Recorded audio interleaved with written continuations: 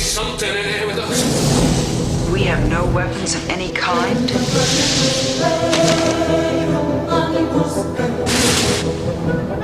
It started. It's here!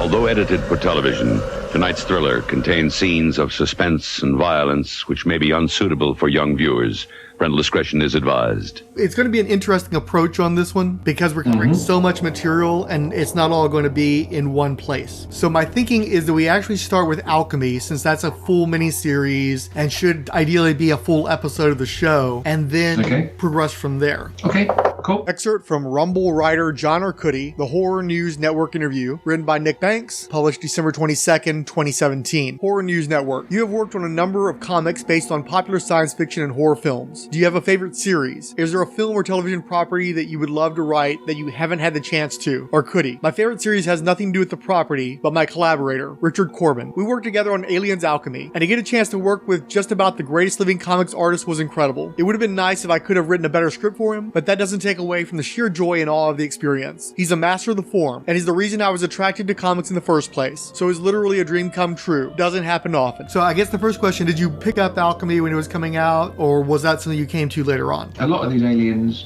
books I realised after the fact. So the Mondo books I picked up as they were coming out. The Rizzo books, which we'll talk about at some point, I picked up as they came out. With Alchemy, I don't think I was on board with Corben at that point. So despite the fact that the covers are clearly amazing, I wasn't there yet, because I think, you may be able to correct me, but I think this preceded Hellblazer, which most people think of as being like his first return to American comics before all the Marvel stuff and Hellboy stuff and all of that. But I think Alchemy actually came before that Hellboy That seems story. weird, because I'd forgotten that Corben had ever had a run on Hellblazer. I might not have handled those when I had it at my shop, which means that was way after this one, because I do remember this coming through my first shop back in the day, if I recall correctly. What was your first exposure to Corben? I had that Teenage Mutant Ninja Turtles color issue he did for ages. I don't know why I picked it up. I never had any other Turtles comics. I saw that one, picked it up because it kind of fascinated me, and this was at like 17 or 18, I guess. And then I left it unread for years. And I think when I actually finally read it, it was because of the writer, not because of Jan Stranad, and not because of the art. So that would have been my first exposure to him, although I didn't read it. And then the chronology of House on the Borderland, that adaptation that he did for Vertigo, and then the Hellblazer, I forget which came first, but it would have been one of those two. House on the Borderland was a recommendation from a friend, and Hellblazer I was always interested in when it looked interesting. Brian Azzarello was coming onto it from 100 Bullets, a writer that I find to be a bit kind of hit and miss, because 100 Bullets was great. I read that Hellblazer run, and it was tremendous. Yeah, either one of those was the thing that made me start paying attention to Corben. I was familiar with him well before then. I had exposure to Heavy Metal magazine. I had a little exposure to his Warren work, but mostly it was Heavy Metal, especially the cartoon. They adapted his character Den to the cartoon. Yeah. And actually, Eclipse put out a series of Den books sometime in the late 80s, early 90s, and so I got to check some of that stuff out. Definitely a unique artist. Coming into this episode, I expected you were going to be chastising me and being like, if I wasn't a full-on worshiper of Corben, you'd be like wagging your finger at me or something. So it's odd to hear you being the first one going out saying, not necessarily my taste. I definitely like Corben, but it's also a situation where I'm expecting him to do underground stuff. I'm expecting him to do heavy metal type stuff. So it's always a little weird for me when he's doing something that's supposed to be in the mainstream. And I'm coming off of doing an episode on Aliens Batman, and here's Bernie Wrightson doing this, and it's hard not to see that as slumming. And I'm looking at the dates. This is the late 90s. We were still in the, is this industry going to survive the 20th century situation? And so I have to feel like that had something to do with compelling Corben to do an Aliens tie-in book. And I realized they paired him with John Arcudi, who is a respectable writer, less so probably then than he would become, but somebody who isn't just like, it's like Ron Mars, it's like, oh God, I'm working with some comic book guy who does superhero stuff all the time. And the story itself definitely plays to things that I think Corben would be on board with, especially all the questioning of religion and stuff. But it still definitely feels like Corben is also slumming working on a movie tie-in in the late 90s, probably for the coin. In terms of first getting acquainted, I worked in Gosh Comics in London. We had as good a European comic section as you could find when hardly anybody was publishing European comics. So we had spotty collections of Den, that I think it was Catalan who published them, as well as publishing like awful translations of Hugo Pratt comics. We had a basement full of bits and pieces of Mobius, and I don't know why I'm including Den in there. I think it's probably because it's published by Catalan. So I saw them, but because there's a few things like this in my comic collecting where if I never came across a full run at any time, I never dived in. I'm not someone who's going to happily pick up issue 20 hoping to find issue 1 to 19 at some point. If I can get them all in one go, maybe pay a little bit more, I'd much rather do that. I sort of saw Corben and I saw Den, this kind of peculiar looking art with his huge floppy wangs. All the bits tearing up in his stories, that's for sure. I did see it, and from that I had the impression that I just wasn't much of a fan, to be honest. But once I was on board, I was all the way in. Like, I think I've got everything from a point in time onwards, This Aliens mini, I think, is pretty primo, even down to the very peculiar and particular colours. We can get to that in a second, but my Corben love is deep at this point. I can get that it's not to everybody's taste, but if you've seen the right stuff, then I think it's hard to argue with you, For me, he's never one of my top 10 guys or anything. He always felt like he was an artist that belonged to other people. Like, I know my boy Mr. Fix-It loves Corben because he loves all that heavy metal type stuff. And for me, again, he's a guy who should be doing the underground stuff, the sci-fi and the fantasy stuff along those lines, the heavy metal lines. What gets me with him is you can definitely see his DNA in a lot of artists that I have a greater affection for. Simon Bisley specifically comes to mind. And both of them, their strength is still in, like, they do sci-fi, they do horror, they do fantasy, but it's a meathead version of it oftentimes. Or at least that's the strength.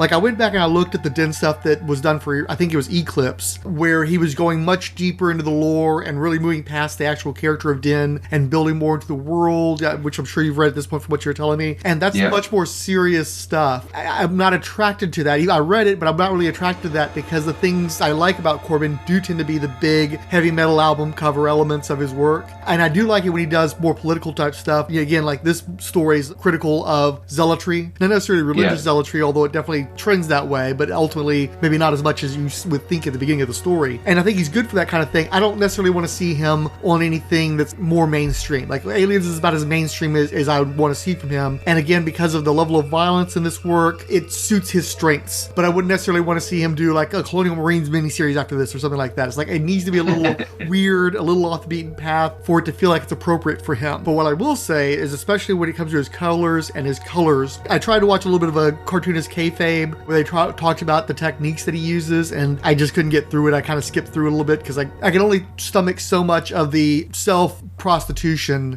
before it just like wears me down. But do you have any insights on how he accomplishes that look? Because it's almost like you'll look at something like a cell phone, like especially a flip phone, and you see how somebody was watching Star Trek in the 60s, and because of that, they geared toward actually creating the cell phone that works, that essentially is the same as a communicator from Star Trek. I feel like sometimes you look at the Richard Corben stuff, and also the Angus something, the guy who also worked with Heavy Metal. Angus McKee. I feel like programmers were looking at their work, and that's how CGI came about. It's like they worked to get to a place where they could do Richard Corben work digitally. Do you have any insights on how he accomplishes his incredible looks, especially on these covers? Yeah, so there was an art book, I can't remember, there were several Corben art books, and there was one that I had and then sold in a moment of weakness. No regrets so far, but a little bit maybe. Within that book, there was a 2-page thing that explained how he does his colours. He coloured them somewhat traditionally, and then he would print them out, and then he would paint over them again, and then he would print them, and so it's just this kind of layering, like he was layering and layering the colours, which is how he ended up at that intensity. I think on these covers for Alchemy, they're digital at this point, and he's just ahead of the game with digital. But on the painted stuff like like the painted, the Den covers and the Warren comics and things. It's all this very specific technique. I'm sure I or you can find, there's a couple of pages that explain it. This weird thing of layering, printing, super involved, like crazy amount of effort to get to the colouring effect that he had, but the effect is unarguable, I think. Like you say, I know exactly what you mean. He set a bar so high that it was just kind of how do we achieve the same with whatever computer stuff we're coming up with. Yeah, and you look at the background of this first cover with all the textures, the pebbles and everything, and you contrast that against the alien with the rich, heavy secretions. There's just a lot going on there. There's an incredible illusion of depth there. I think he was quick to adapt his manual style to digital. So while Liquid Colour were putting lens flares all over battle chasers or whatever, Richard Corben was busy just coming up with this kind of rich, bonkers artwork. I just love it. And when I look at the stuff that he did earlier manually, even having a vague insight into, not a vague insight, I've read the words, I just don't understand how he knew that it would print like that. You know, it's just, Right. Ironically, it's a kind of alchemy, you know? Right. Yeah, so I look at the older stuff and it still just, it boggles my mind that he was the only one doing it. It's a nice logo too. The actual Alchemy logo, it evokes what it's stating it is, and I don't think I've seen that specific logo type anyplace else. I've got to say, like, one of the things, reading through these, I get a similar kind of Proustian rush from looking at Dark Horse comics of this era, as most people probably do reading 70s and 80s Marvel comics and seeing adverts for Ugly Balls or whatever it was like. But I'm reading these Dark Horse comics and seeing adverts for the other Dark Horse comics that were coming out at the time. It feels, for me, that was like a real golden age. At the time they were doing Legend and they had these various things going on, but it all seemed more than any other publisher, Image included, they were the creator-focused publisher. I can understand how they got Corben to do this, if they got Miller doing something else and Mignola doing something else, and it feels like a really vital place to work. Back of issue 1, you got an advert for Mignola and Pat McEwen's Zombie World, which was one of the best comics of that year. Yeah, so I love this particular period of comics and Dark Horse comics, and I think their production values, like on that logo, like you say, were part of that mix. Well, I would say in this time period, certainly the two publishers you look to actually support talent and allow them to manifest their visions would have been Dark Horse and Vertigo. But with Vertigo, you would always have to deal with some of the DC politics. And even if they were good in 1997, within a couple or 3 years of that, they weren't. So Dark Horse was consistent for a long time. And obviously they've inspired some loyalty because you've still got people publishing with them decades after the fact. You mentioned Mike Mignola. He's been with them since the early 90s. He's barely strayed from them in all that time period, so they must feel pretty comfortable. And especially when you mention Image definitely gave you an opportunity to publish your work. I would not say they supported anybody. There were no free rides at Image, and they can be pretty ruthless about running people off if they didn't feel like they were helping Image and the brand. So yeah, I would definitely say that if you were looking for a supportive place for talent, somebody who's going to make sure they got paid and got projects, and I think Dark Horse would be the place to be in this time period. Yeah, there was a Scott Morse interview. I can't remember if it was fairly early cartoonist kayfabe maybe, but there was a Scott Morse interview that I saw somewhere where he was talking about working on Sam and Twitch for McFarlane, and obviously McFarlane at this point was probably more focused on the toys, so dropped the ball and didn't realise that Scott Morse was going to be doing Sam and Twitch. But when he saw it, he was like, the fuck is this? And like said to Scott Morse, like, what are you doing here, kind of thing, you know? And I just love the idea that Scott Morse doing like Soulwind and Little Grey Man suddenly ends up doing Sam and Twitch with Mark Andreiko, and Todd McFarlane is just like, sorry, who let these guys in? So he clearly wasn't into like the Jim Valentino part of the Image comics, you know. I don't think that you and I have talked about any John Arcudi stories so far in these discussions. When did you first have experience with that writer? That's a good question. Probably Mars Comics with Doug Mankey, or maybe some of his odd DC bits that he's done over the years. I don't know. Interesting. I'd be curious to look at the chronology. Basically, from the first I read of his stuff, I was on board. Like, there was a definite voice, and I like writers with a voice. Even if I'm more artist focused in general, I like when I can kind of identify what a writer's bringing that makes them different to other writers. There are, like, obviously won't go into it, but there are plenty of writers who I love, who have a specific thing, and John Arcudi's thing just seems to be kind of smart and kind of funny. And in fact, I'm going to say Major Bummer. That's probably the first thing that I was fully on board with. And I've kept an eye on him here and there over the years. So the Mask stuff I would have read after Major Bummer, but Major Bummer was just brilliant. It was a part of that, another kind of renaissance at DC, going on at very similar times to this Dark Horse one, of lots of offbeat comics that seemed very generous to creators in giving them flexibility before they reined it all in and went back to normal in about 2000. Did you catch the short story they did for the Image anthology? Who? The creative team on Major Bummer. They can't use the name Major Bummer because DC has the trademark on that, if I recall correctly. But the actual characters appeared in a story in Image anthology. And I suspect, I've been wondering, because you've got all this Ghost Machine thing going on with Jeff Johns, and Monkey was a long-time collaborator with him, but so far there's been no mention of him having anything to do with that project. My wondering, especially since I don't think I've seen him do much for DC lately, I'm wondering if they're working on new Major Bummer stuff under the new title, and that we're going to be hearing about that coming out of Image in the relatively near future at this point, because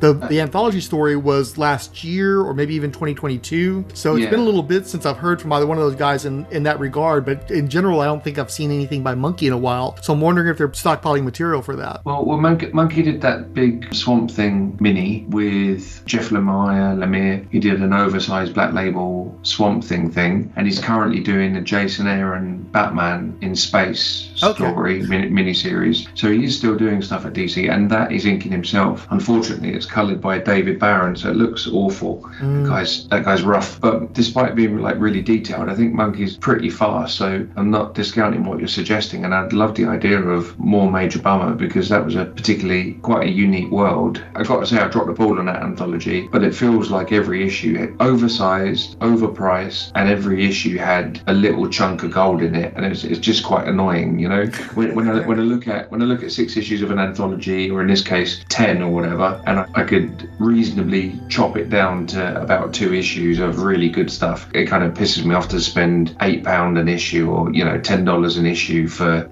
10 issues, $10. It's like $100 worth of anthology, and you're ultimately getting about 60 pages worth of gold. So I love a good anthology, but they're very few and far between. So I need to look out for that, basically. When I was a kid, anthologies always bummed me out because they often wouldn't go anywhere. You have these little short stories where it's like, well, that was a good one in the issue, and the other 2 maybe weren't. And it's like, why, like you said, why am I buying the whole book when I only maybe like one of the stories? But for some reason, after the turn of the millennium, I just kind of got into the idea of, I want to sample a more variety. I want to read more, just different stuff. Yeah. And so I started buying every anthology, like virtually any anthology that was being offered for a period there. Dark Horse Presents, I think Asylum Press was doing one for a little while there, Indie Comics, just all this random stuff. And so when Image announced one, I'm like, okay, I'll go for that too, especially since it was an anniversary, and because they were going to be digging into their old characters. And there is stuff growing out of that. And I did find that some anthologies I'll start reading and I'll kind of start to lose interest, and they'll start to pile up. I stuck with Image anthology throughout, and like you said, most issues had at least 1 or 2 good strips in them, and a lot of them are becoming something. Like, I'm excited because I thought that Joe Casey playing around with Dutch was just going to be a little goof in this anthology, and now he's like bringing back essentially,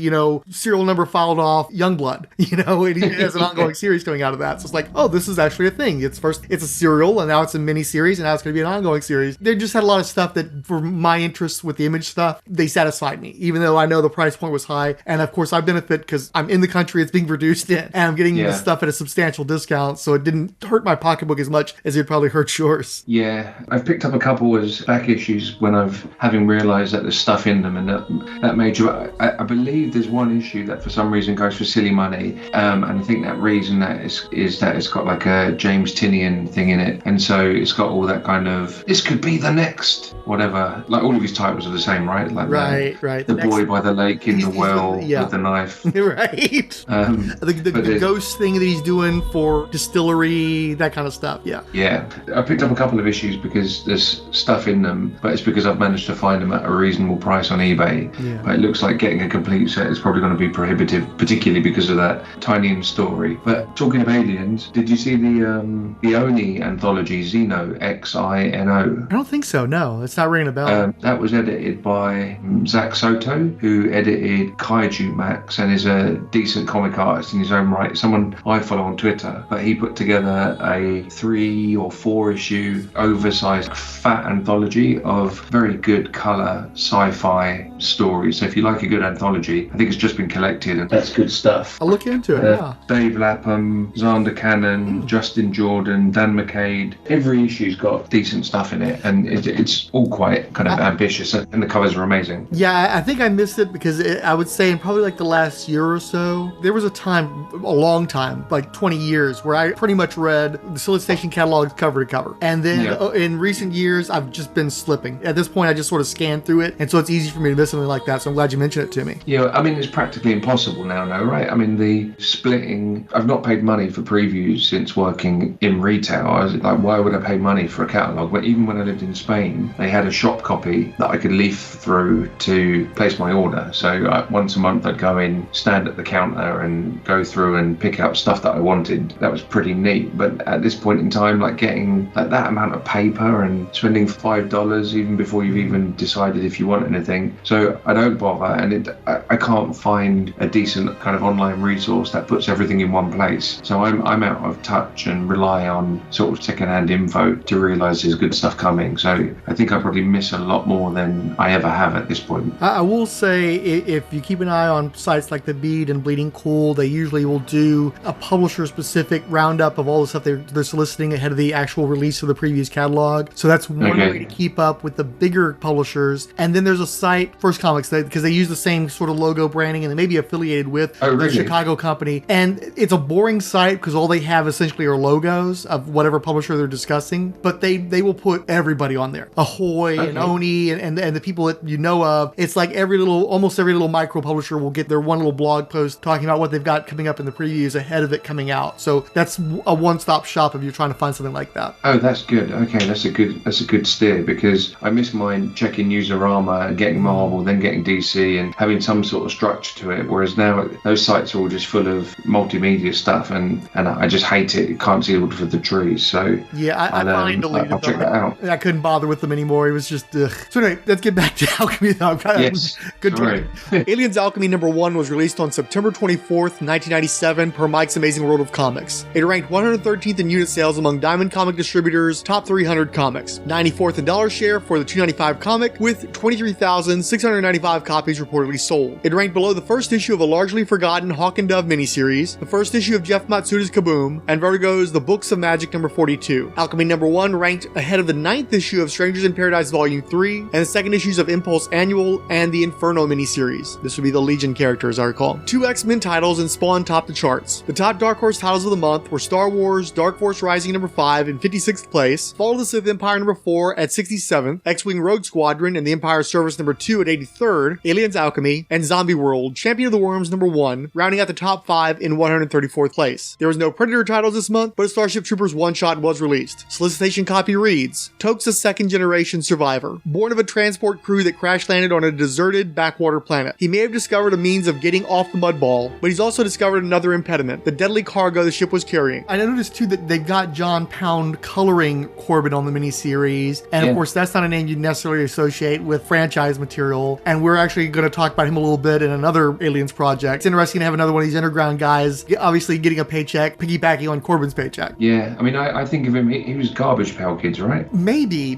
I'm not super familiar with him. I know that he did a lot of underground work in the 70s. I don't know the specifics. Yeah. Because he I know where we're going to get to him. But yeah, I have an idea that I know the name from, I'm sure it's Garbage Pail Kids. But anyway, you crack on. Sorry. Aliens Alchemy #2 was released on October 22nd, 1997. It slipped to 6th place among Dark Horse titles, 132nd place overall, and 119th in dollar share. It lost a bit under 3,000 readers with 20,934 copies sold. X-Men and Spawn still reigned, but the first issue of Heroes Reborn, The Return, came in 3rd, with successive issues claiming the 5th through 7th slots. The top Dark Horse titles of the month were Star Wars, Dark Force Rising #6 and 73rd, Fall of the Sith Empire #5 at 82nd, X-Wing Rogue Squadron and the Empire Service #3 at 92nd, Predator vs. Judge Dredd #1 at 117th, and Alien Resurrection #1 immediately ahead of Alchemy #2. Solicitation copy reads, It's the end of the world, and the Almighty First Father hath sent a plague of aliens. Give your faith to him, or face an eternity of damnation. Let's go ahead and get into the story now. From what you're telling me, you got into Corben in part through Hellblazer, and then you circled back around and started seeing the appeal and collecting his stuff stuff fairly comprehensively. How long did it take you to Yeah. circle back to this miniseries, and what were your thoughts on the story? Probably like early 2000s, and I thought it was as good an alien story as most of them. Like, don't want to repeat myself too much, but I've mentioned that previously, that for me, the Aliens films and the Aliens franchise, it's a sound enough concept that it lends itself to this kind of auteur or creative team realization of a story. So it really lends itself to diverse approaches. So for me, Corben and Arcudi was perfect. I have a feeling that if you go into Aliens constantly wanting either Alien or Aliens type comics, then you're probably going to be up for disappointment. But for me, again, all of this period of Aliens comics mostly doesn't disappoint. Alchemy I loved, firstly for the art, but also for some of the concepts in the story are excellent, like playing with the kind of holograms and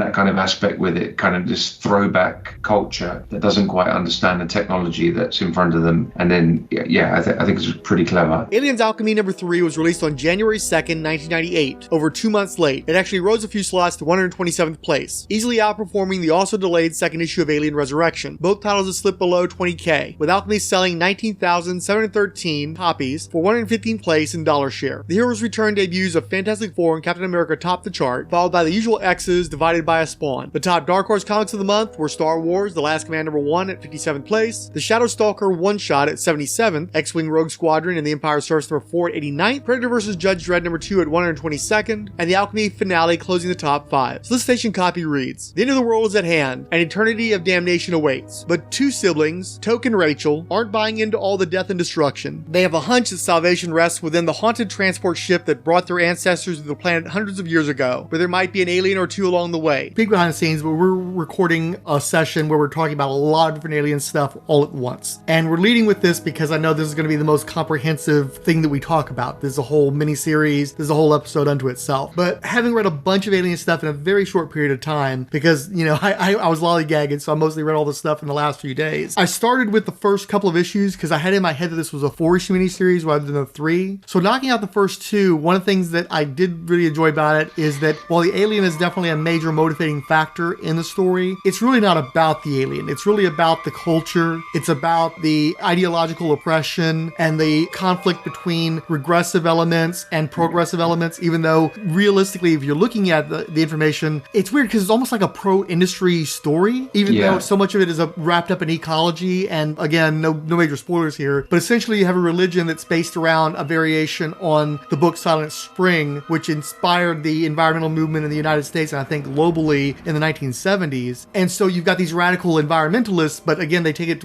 to such religious zeal, and because specifically they've used that ideological power as an oppressive force within their culture. And so they're painted as the bad guys. Certainly the leader of them is literally got serial killer tendencies, definitely is about bullying and oppression, but also the industry is polluting the environment that they're within under the name of we need to make food and we need to have industries here. We need to have things that will make us to survive on this planet. We're not native to this world. We've got to do things to actually make this world livable. So it's a weird situation where largely, since so much of the story is focused on the zealotry, you kind of give the industry a pass, which is something I don't think you'd see again today. There is a subversive quality to that even go there, though. Even in the 90s, this feels like it was a subversive element. Yeah, and I mean, the idea about how these different groups react to a possible invading force as well feels, invading force being the aliens, this kind of defensive, I'm trying to think how to put it, how much to worry about this invading force. It feels like low-key analogy for immigration as well. Like, it feels like there's a lot of politics as well as religion all over this story. I thought it was pretty great, and I think Corben illustrates that landscape particularly well, which I also thought echoed the setting of Alien 3, like Alien 3 being in this kind of mining colony where you can't even go outside because the habitat's so harsh. It feels like the setting of this lends itself to that, I absolutely agree. I'm glad you touched on that because I didn't want to have to go back and reference Alien 3 on my own. I wanted somebody else to do it.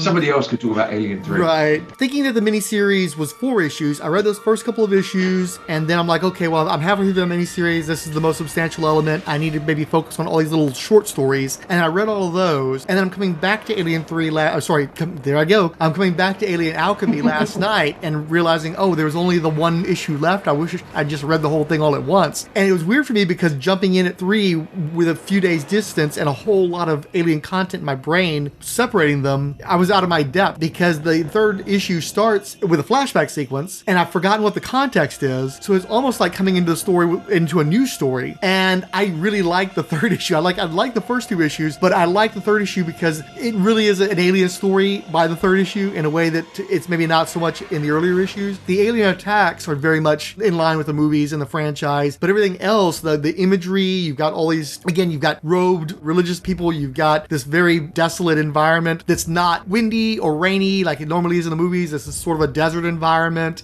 Things just look different. Corben drawing this stuff just plain looks different. It doesn't look like it's of a piece with the other alien stuff that I've seen, especially recently. And so then you get to the third issue, it's almost comforting. It was like, oh, this is doing the alien stuff now. And then the way that it recontextualizes everything that I'd seen before, it almost maybe want me to go back and reread the miniseries with this new information. So it was a great little twist on the story, gave it new context that made me appreciate it even more. I'd liked it before, but it like jumped up a level through that last issue for me. And again, it was really well done. How I really didn't know how he got to this place. I really hadn't thought that much about it, honestly, but it managed to surprise me, and that's increasingly rare in my little aliens journey. Yeah, that's all fair. I mean, I'm flicking through the third issue now, and yeah, aliens hanging from chains in massive cavernous spaces. I think Corben does the things reflected in the alien's head thing better than anyone else, right? And it's clearly a theme, and I don't know if he's just doing it because it looks cool, it definitely does, or if there's, I couldn't figure out if there was anything within the story that necessitated all the reflective surfaces, but it definitely served the whole looking cool thing. And it's especially prevalent in the first issue, where not only are people reflecting in the xenomorph skull, but you have a sequence where somebody has a knife and their own face is reflected in the knife. And there's just a lot of that throughout this miniseries where it seems like a theme. I just can't figure out if it relates to the story or it's just for effect. No, I think I'm going to go with that, something that he just likes doing. Like he's somebody that, despite being able to do all these amazing landscapes and fantasy worlds, he's also someone who's not shy about a good close-up and playing with claustrophobic sort of panels that really draw you into like horror when he's working on horror. And I think those reflections, knives, eyeballs, and alien head lean right into that. Well, and it's also a situation where he's very much still got that underground aesthetic. So he's not concerning overly much with representing reality. The proportions are not set in stone. Things can get a little wonky, but he can also pull off, okay, here's a hunk of metal. It's perfectly, as you'd expect it to be, perfectly flat, perfectly sharp. Here's this image reflecting off of the surface. And it's a really neat contrast between this sort of earthy, gritty thing that he does elsewhere, and then you got this shimmer in the midst of it. It really makes it a stark contrast between the two. And again, it just sort of wakes you up in the process of reading the story. It's like, whoa, where'd that come from? You're not expecting that. And I appreciate that he's able to surprise me visually so often throughout the story. It's great that in the context of a story about a character that's always like a demon kind of figure in these stories, that he manages to make the main sort of religious leader guy so grotesque, like probably like more grotesque than the alien itself. I was wondering, do you have any thoughts, like on the cover to issue 2, Corben does this weird like mechanical sort of texture on the alien's tail and things.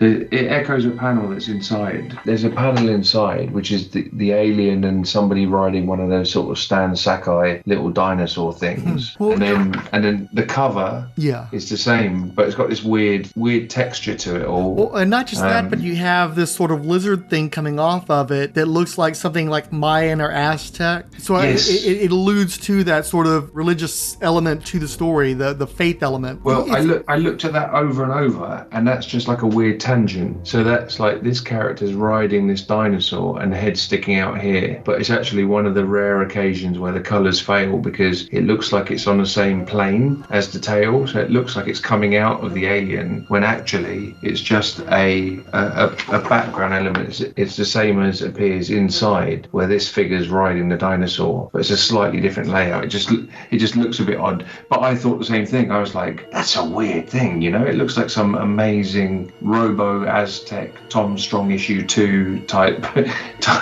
design element when actually I think maybe his colours just let him down a little bit for a change. I don't know.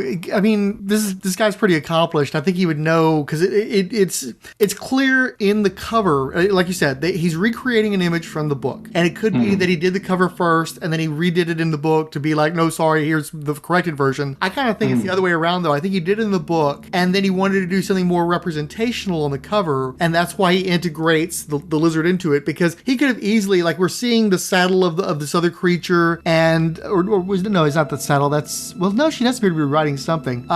You can see that the female lead character is separated, and she's got shadows, and she's lit differently, and there's space underneath there where you see the grass. So it could have been very easy for him to A, color the lizard to be more lizard-like, and B, to have more of the lizard apparent in the background, which is what he does in the drawing. But I feel like it's intentional. The coloring is so similar from the way the tail looks versus the way that the creature looks. I feel like this is an intentional thing. Either that, or maybe he just didn't like how it looked when he was trying to separate them, integrated them, and left it to us to figure out what the fuck he was doing. That might have been the plan all along. But I have to assume, because, as you say, the tail is so mechanical, and it does seem like it's something from another. It seems like something else should be there. Like see, they're on a ship or something, but they're on a grassy plain, so that doesn't make sense either. So I feel like there's an intention to that. I can't gather what the motive of that was, but I feel like it was purposeful. And one of the things I've always liked about the aliens, and one of the things that makes them unnerving for me, is that they are organic, but they're also got a weird synthetic quality to them, that metallic quality to them, that insectoid quality. There's so many different things going on with the design all at once, and I have to assume that was Giger intentionally trying to mess with people by, again, because that's what he does. It's his whole art is like, let me take these disparate elements that don't belong together and give you a mind fuck by putting these things together that don't belong. And it's almost like Corben's doing the same thing, because this looks like it should be a mechanical thing that's just around, but no, it's clearly part of the alien. So I feel like he's just fucking with us, honestly. Sure, I can go with that. I don't think he was making mistakes, and there's got to be a reason why the dinosaur head is lit exactly the same as the rest of the alien when the figure in the background is mostly in silhouette almost. But no, I mean, I love it. Well, and also you have that softness. You've got the wrinkles in the back of the neck and everything, so there's an element there to make you see it as organic, but it's also iconic. It looks like a hieroglyph or something you would see in a temple. So is it a living thing? Is it just a representation of a living thing? Is it on the tail? Is it growing out of the tail? There's something to that, clearly, I think. Yeah, because he could have very easily gone in there and done all the teeth and showed the gums and all that kind of stuff, but he actually, he goes for the rounded teeth to where it looks more like it's a drawing or a sculpture than a living thing. So there's something to it, I think. Yeah, I've just had a brainwave as to where my first Corben probably was, which is Batman Black and White. What made me remember that is in the third issue, you got this great alien against the moon in the background, looking like something very much out of like a Batman comic or something, and it just reminded me. I think that was probably my first Corben. Was that great story that he did with Jan Stranad about the like little kid gangsters and Batman in Batman Black and White, the original 4-issue miniseries. So that's probably my first Corben to circle back to the very beginning.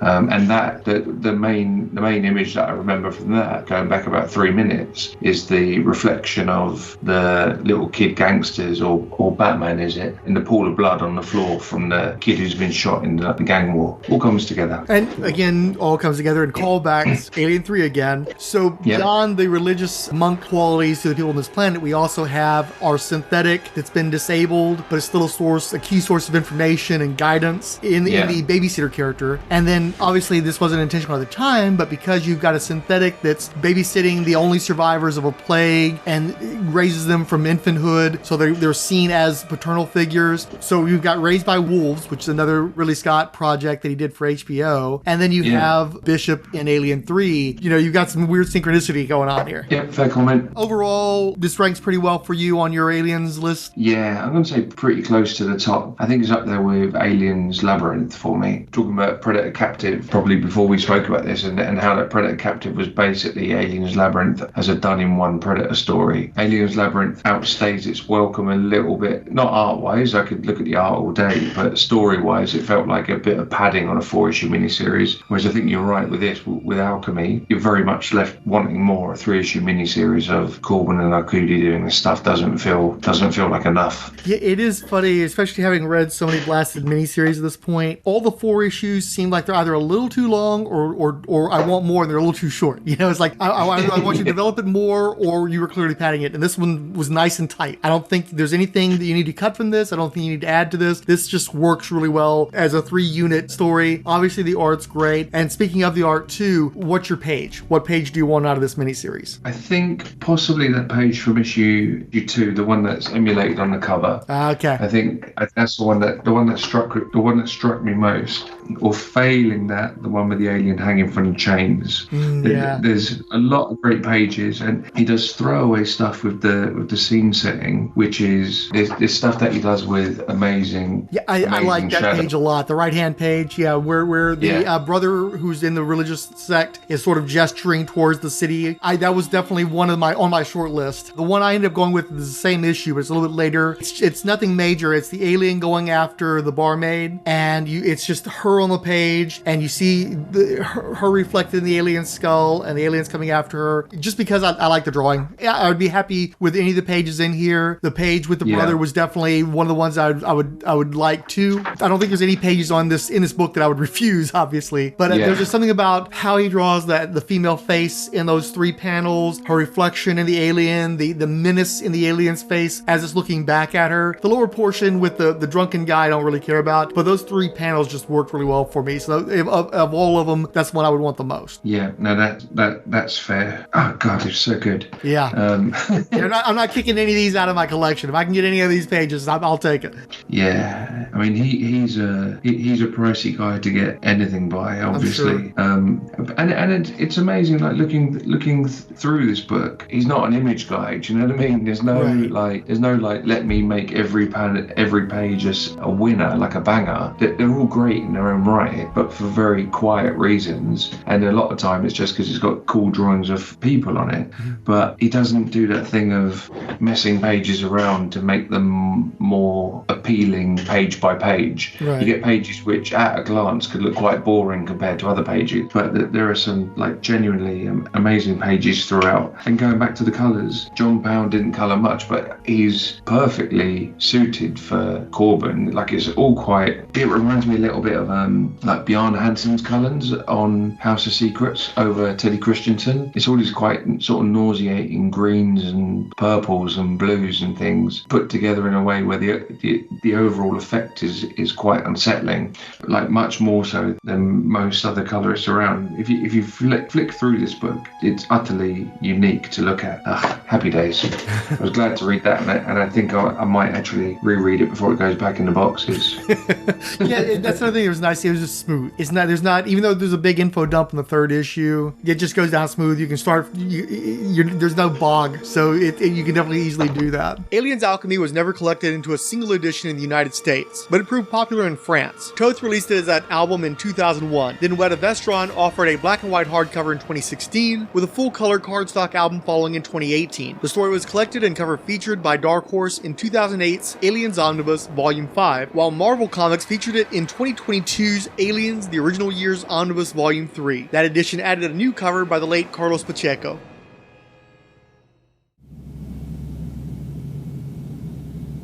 Alexa Lake, Andrew Layden, Phyllis by Lionel, Billy Hines, Comics Enabler, who added Me and Frank Talking Aliens. I don't think there's anything we can necessarily cover in 10 minutes. Well, to be honest, Alien Stalker.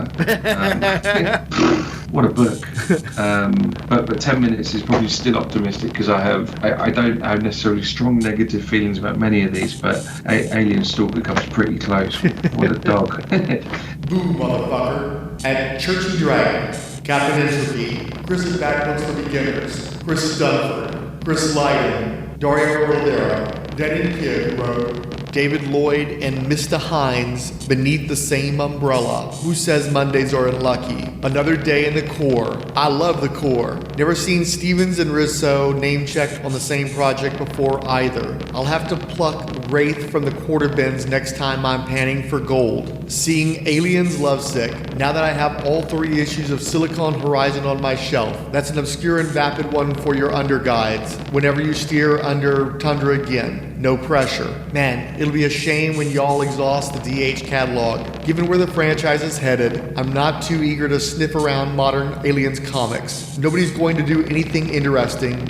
Woodring's not going to guest script. Point of fact, nearly the only way Marvel could get me interested would be to plug Jordi Belair and Emma Rios into Aliens for an arc. But I'd rather get more Pretty Deadly or Redlands than another anemic Aliens retread. Del Dragon wrote, I am of the opinion that Wraith is irrevocably muddied and derailed by that last page reveal. I look forward to listening. Derek W.C. of History of Comics on Film.